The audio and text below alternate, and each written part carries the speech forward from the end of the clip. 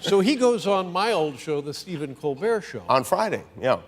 On The Late Show, David Letterman ruled late-night TV like no other. The guy who could make Hollywood's biggest stars laugh 1 minute and sweat bullets the next. He'd throw out jokes like darts, roast his guests just enough to keep things playful, and have the whole crowd cracking up.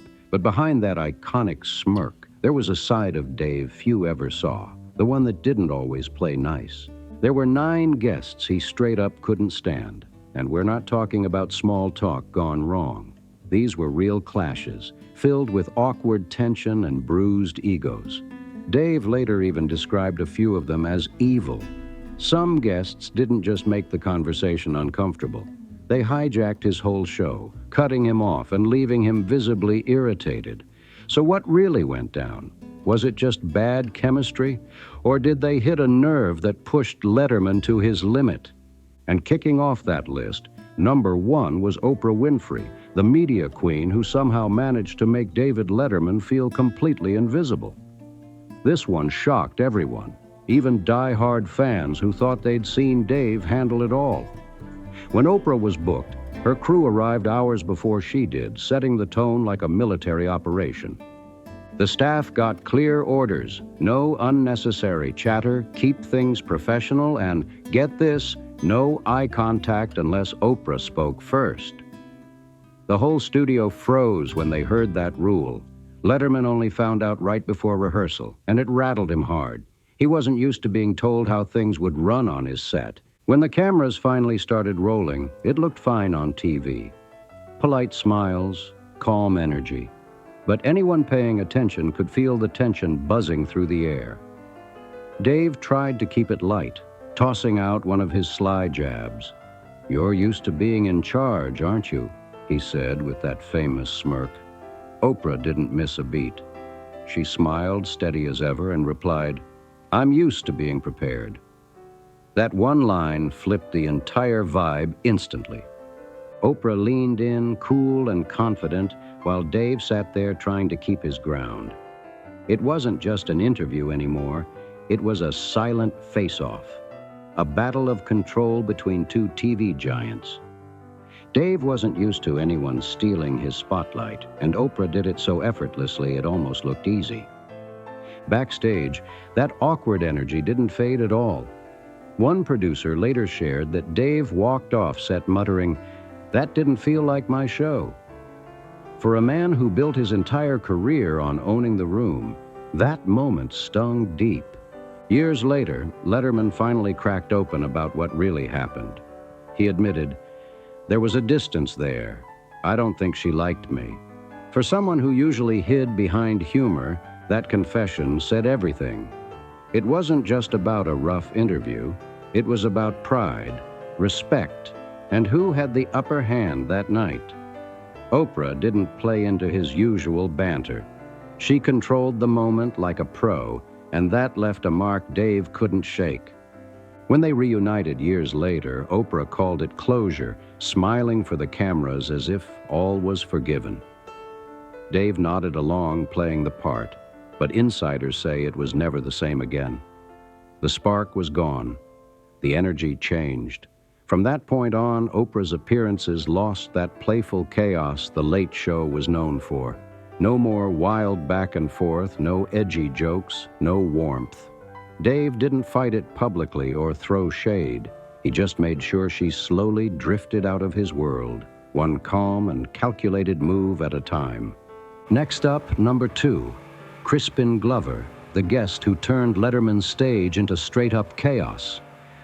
This wasn't about egos clashing or sarcastic jabs. This was pure unpredictability that had everyone in the room holding their breath. Dave later ranked Glover second on his private list of nightmare guests, and honestly, that's putting it lightly. This wasn't just awkward TV, it was borderline dangerous. It all went down in 1987.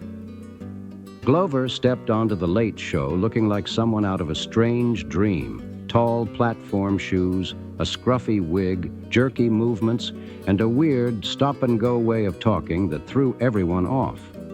The crowd laughed, thinking it was some kind of quirky bit. And Dave, ever the pro, tried to roll with it, asking soft questions to keep things grounded. But Glover, he wasn't interested in normal. He was locked in his own unpredictable zone, and he couldn't sit still, standing up, pacing, leaning way too close, then slumping back down only to spring up again seconds later. The vibe got weirder by the minute. And then it happened. Glover suddenly lifted his leg and kicked into the air, missing Letterman's face by just a few inches. Dave flinched back fast, snapping, "What are you doing?" That second, the entire room froze. The laughter died. You could feel the shock hit everyone at once. The cameras cut to break in an instant. Security moved in quick, escorting Glover off stage before anything else could happen. Later, a stage manager spilled that Glover had already been acting off backstage, pacing, muttering, throwing fake kicks at the air, ignoring anyone who tried to talk him down. "We thought he was just doing a bit," the manager said later, "but we didn't realize how far he'd take it." When the show came back from commercial, the energy was completely different. Dave kept his cool for the cameras, but you could see it in his eyes. He was done. The whole studio felt stiff, like everyone was afraid to breathe too loud. After the show, Letterman didn't even hesitate. He said flat out, "That's it, he's never coming back." And that was final. Crispin Glover was banned for life. No explanations, no follow-ups, no second chances. That one night changed everything about how talk shows handled unpredictable guests. Suddenly, being eccentric wasn't so cute anymore, not when someone could actually get hurt on live TV. From then on, The Late Show tightened the rules, added more security, and made sure no one could pull a stunt like that again. Glover didn't just shock the audience, he made Letterman rethink what live really meant. That line between fun and danger, once it got crossed, it stayed closed forever. And now, number 3, Madonna, the superstar who didn't just show up for an interview. She came to take over the entire show. When Dave looked back on the guests who pushed him past annoyance into pure frustration, Madonna's name always came up near the top. And if you've ever seen that 1994 episode, you know exactly why. From the moment she arrived, the chaos started brewing. She was irritated about her dressing room, complained about the lighting, and even snapped at the makeup crew before stepping on stage. Producer Rob Burnett later said, "It felt like she was warming up for something." And he was right. Every tiny complaint felt like part of a bigger setup. As the segment started to wind down, Letterman tried to pull things back his way with a dose of humor, his classic defense move. He let out a nervous laugh and warned, "You're going to get us in serious trouble." But Madonna didn't blink. She just smirked and shot back, "So what?" The audience exploded with laughter, but underneath all that noise, the tension was razor sharp. Dave leaned forward, then leaned back again, trying to get his rhythm, but the balance of power had totally flipped. The show kept rolling, but Dave wasn't the one running it anymore. Madonna had taken over, and what really sealed the chaos happened when the cameras weren't rolling. During commercial breaks, she was calm and chill, cracking jokes with the crew like nothing had happened. But the second that red light blinked back on, she flipped the switch, instantly back in her unpredictable wild mode. One longtime staffer summed it up perfectly. She knew when she was being watched, and that's exactly what dug under Dave's skin. After the taping, he didn't even try to hide how frustrated he was. Producer Rob Burnett later recalled Dave saying, "That was planned. She came here to hijack the show." For Letterman, unpredictability was fine. He liked chaos as long as it was real. But this was strategy. He believed Madonna had used his platform to stir things up, to control the headlines, and to catch him off guard in his own arena. That hit personal. Even though they smiled together years later, everyone close to the show knew that tension never really went away. Dave respected her game, but he also knew she'd outplayed him that night, and that bruise stayed with him. Now we move to number 4, Joaquin Phoenix, the guest who flipped the script on Letterman in a way that got inside his head. This one wasn't loud or outrageous. It was psychological. When Joaquin came on in 2009, the whole vibe felt off from the second he stepped out. He looked nothing like the confident actor fans remembered.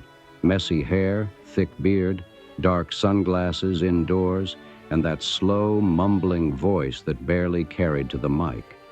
He slouched deep into the chair, answering questions in broken phrases that didn't connect. For once, Letterman didn't go for the jokes. Instead, he shifted his tone completely. You could hear it. He was genuinely concerned. He leaned in, voice soft, trying to figure out what was going on. At one point, Dave gently asked, "What's happening with you?" Joaquin just stared down, muttered something nobody caught, and the studio fell into total silence. The audience didn't know whether to laugh or feel worried. Behind the scenes, Letterman's crew said he was really thrown. One staff member recalled, "He thought it was real. He thought he needed to protect him." And that's why what came next stung so bad. Months later, it came out that the entire thing had been a setup, part of Joaquin's mockumentary I'm Still Here. The strange behavior wasn't a meltdown at all. It was performance art. Dave had no clue. He wasn't in on the joke, not even a little. Eventually, Joaquin Phoenix came back to The Late Show to make peace. But by then, the damage had already been done.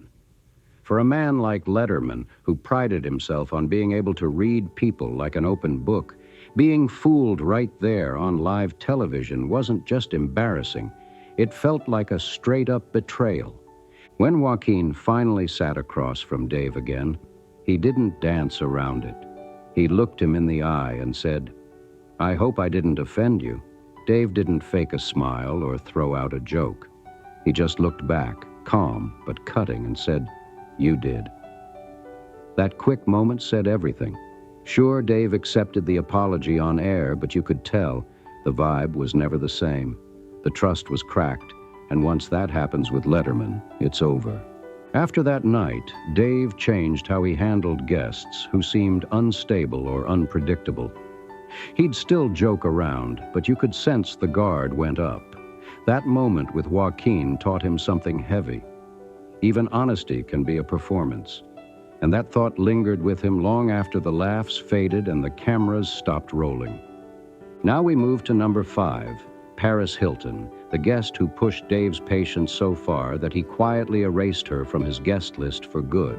At the very bottom of his most hated list sat Paris, not because of attitude or chaos, but because, in his eyes, she completely wasted his time. The trouble started before she even walked into the building. When Paris was booked on The Late Show in 2007, her team sent over a list of strict demands. It spelled everything out. Talk about her new perfume, stay upbeat, and absolutely no questions about her recent jail time. Basically, she wanted a commercial, not a conversation. Dave looked over the list, gave a polite smile, and then tossed it right out the window once those cameras went live. He opened with that trademark grin and slipped in a sly joke about her time behind bars. The audience cracked up, but Paris didn't. She gave that tight, polite smile that screamed, "Let's just get this over with." But Dave wasn't about to back down. He kept poking, asking follow-ups that went right where her team had told him not to go. Paris froze up. Short, clipped answers, long silences, and eyes darting everywhere but at Dave. The energy turned icy fast.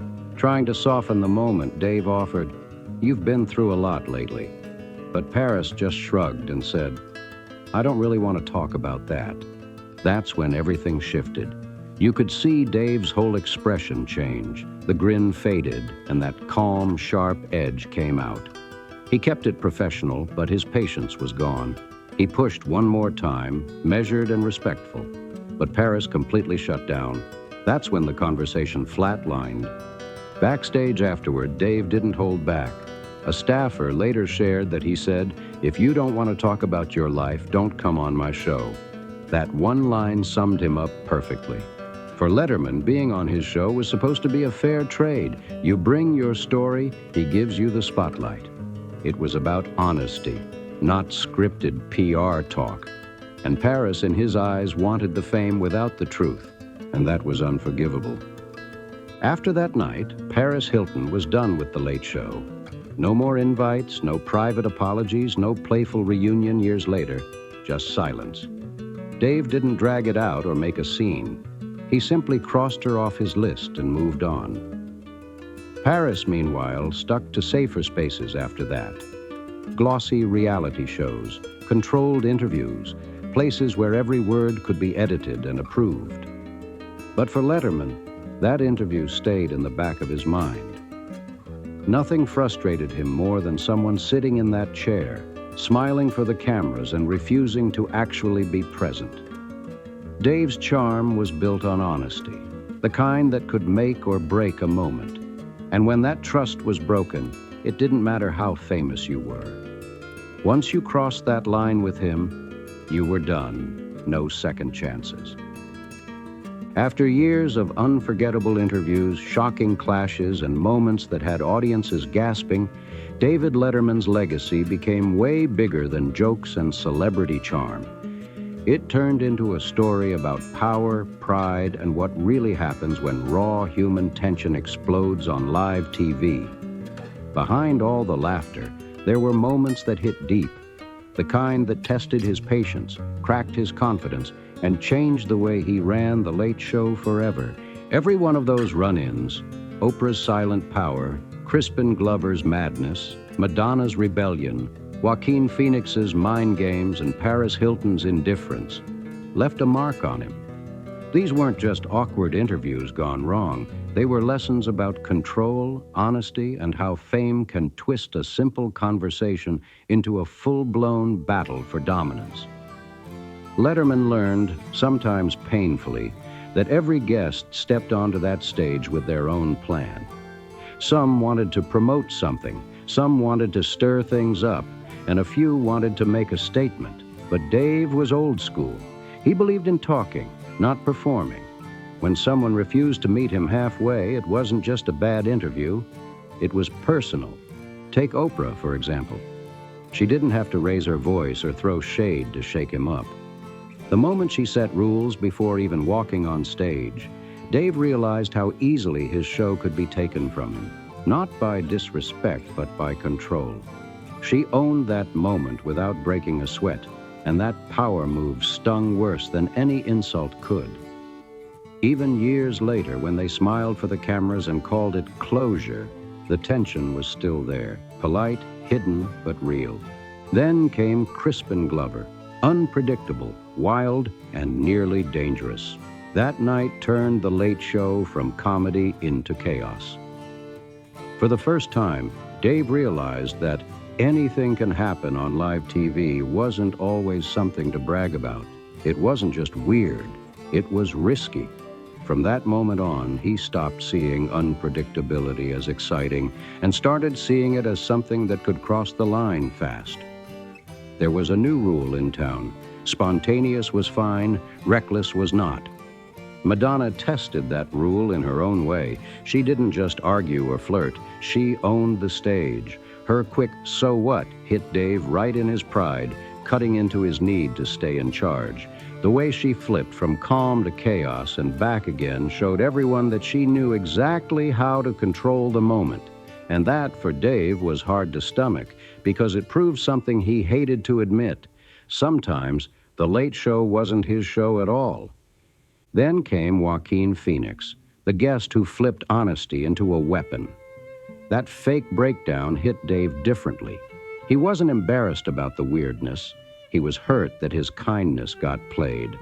For once, he had dropped the jokes and shown empathy, only to find out it was all an act. After that, he got sharper, colder, more guarded. If a guest came off strange, he smiled less, trusted slower, and watched closer. That night didn't just make him careful, it made him cautious about believing anyone too easily again. And finally, Paris Hilton, the guest who turned his frustration into a quiet final rule. Honesty over glamour, always. Her blank smiles and stiff answers weren't just awkward. They were insulting to everything Dave believed in. For him, being on The Late Show was supposed to mean showing up real. Paris wanted fame without truth, attention without openness, and that, to Letterman, was the ultimate disrespect. He didn't call her out, didn't start drama. He just crossed her off his list and moved on. By the time David Letterman wrapped up his career, he wasn't the same sharp-tongued guy who first sat behind that iconic desk. The laughs were still there, sure, but underneath that grin there was something deeper. Years of chaos, tension, and unforgettable guests had carved out a new version of him. Wiser, tougher, and a little more guarded. He'd seen it all, the fame, the egos, the staged smiles, and he learned that what looked real on TV was often anything but. Every clash left a lesson behind. From Oprah's calm dominance to Crispin Glover's wild unpredictability, from Madonna's fearless rebellion to Joaquin Phoenix's performance trick and Paris Hilton's picture-perfect indifference, each one peeled back another layer of what fame really looks like up close. Dave learned that being honest on camera was rare, and staying honest under pressure was even harder. Maybe that's why those moments still stick with us today, because they weren't just celebrity drama, they were raw, unscripted reality. They showed what happens when control meets chaos, when charm meets pride, and when one of TV's greatest hosts had to fight to stay in charge of his own show.